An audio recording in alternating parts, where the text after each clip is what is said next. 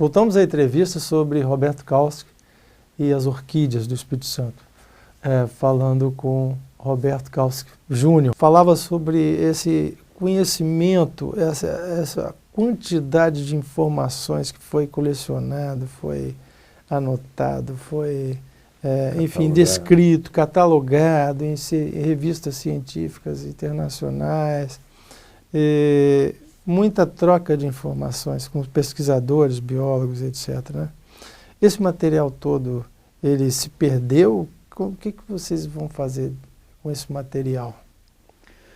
Não, e pelo contrário, esse ano, inclusive para comemorar os 90 anos de aniversário do meu pai, que teria sido agora dia 23 de maio, a gente está preparando um memorial lá no Instituto. Inclusive foi criado esse instituto com essa finalidade, né, de resguardar todo esse trabalho e também de auxiliar as novas gerações na continuação dessas pesquisas, né, porque isso é uma coisa que não pode parar. Existe ainda muita coisa a ser descoberta. Então o Instituto, coube ao Instituto esse trabalho de manter toda essa organização, todos os arquivos que papai deixou, né, mantê-los à disposição da comunidade científica, assim como a reserva também, né, que está sob a gestão do Instituto. Essa reserva foi introduzido nela a gente acredita, mais de 100, 150 mil plantas ao longo da vida de papai, né, essas plantas que ele foi coletando nessas queimadas, e elas são, na realidade, um verdadeiro arquivo, um laboratório a céu aberto, né? Onde o Instituto está mantendo essas plantas? Sim, o Instituto mantém essas plantas, a gente tem pessoas que cuidam da reserva, pessoas que cuidam do arquivo, catalogam.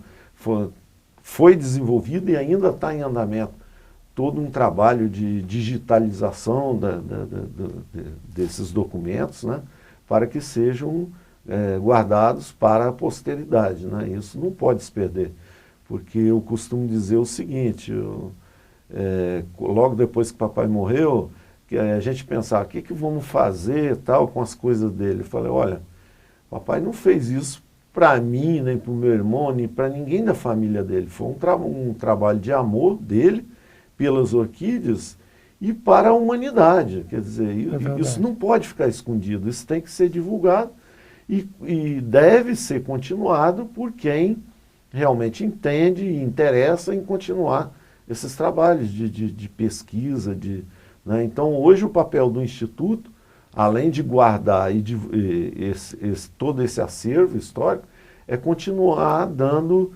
divulgação a esse trabalho dele, no lado ambiental, no lado educacional, para as novas gerações aprenderem a importância de se preservar para o futuro, né?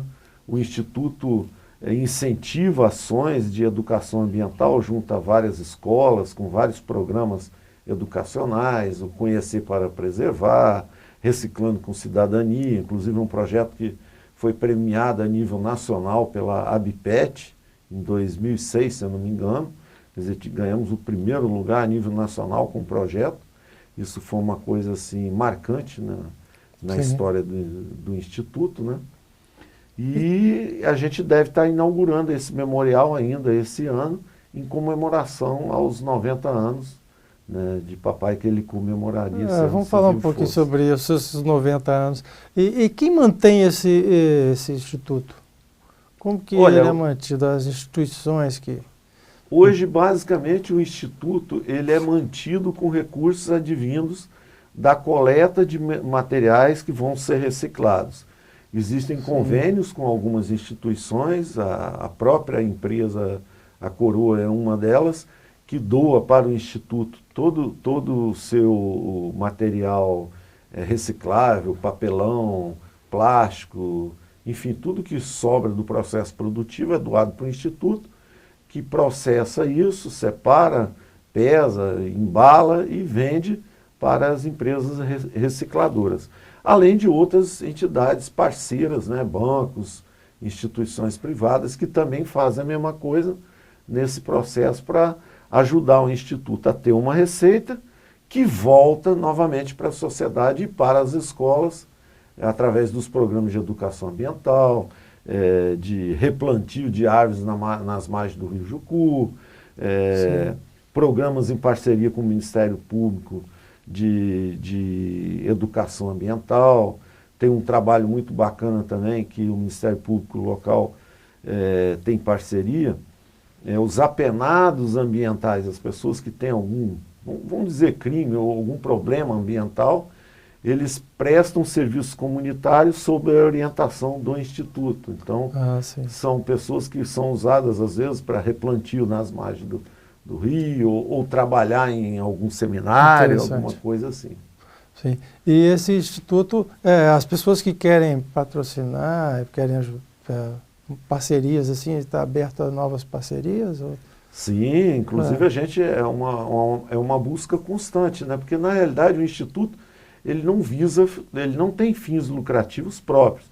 Tudo que ele consegue fazer e arrecadar volta para a sociedade. Assim como eu falei das escolas, tem escolas que os alunos fazem coleta, né, e que vai chegar no Instituto. O Instituto revende esse material e esse recurso no final do ano volta para a escola, sob a forma de parquinho infantil para as crianças, de pré-escola, essas coisas, computadores para aula de informática na própria escola. Enfim, existe um retorno dessas ações. Né? É bem interessante. E um livro, vocês fizeram um livro, né, sobre as orquídeas, né, do Kautsky, e esse livro agora parece que está sendo remodelado para ser reeditado, né? Isso, até em função da comemoração dos 90 anos, né, de papai, a gente pensa em relançar essa edição, reeditar, num formato bilíngue agora, né, em português e inglês, tendo em vista que o Estado do Espírito Santo ele é muito, hoje, divulgado a nível mundial, né, um Estado que se projetou no cenário internacional. Então, existe quase uma necessidade da gente fazer esse trabalho de divulgar, né, toda a obra e as descobertas de papai em duas línguas, né, o português e o inglês. Estamos aí na busca de parceiros para acabar de viabilizar a publicação desse trabalho agora em duas línguas, inclusive com a inclusão de algumas espécies que, depois da morte de papai, já receberam ou estavam sendo trabalhadas, receberam a classificação, e a gente colocaria nesse livro, então, ainda melhorando melhorando um pouco o livro e reeditando em duas línguas. Muito bem. Bem, aqueles que queiram participar, né, procurem o Instituto.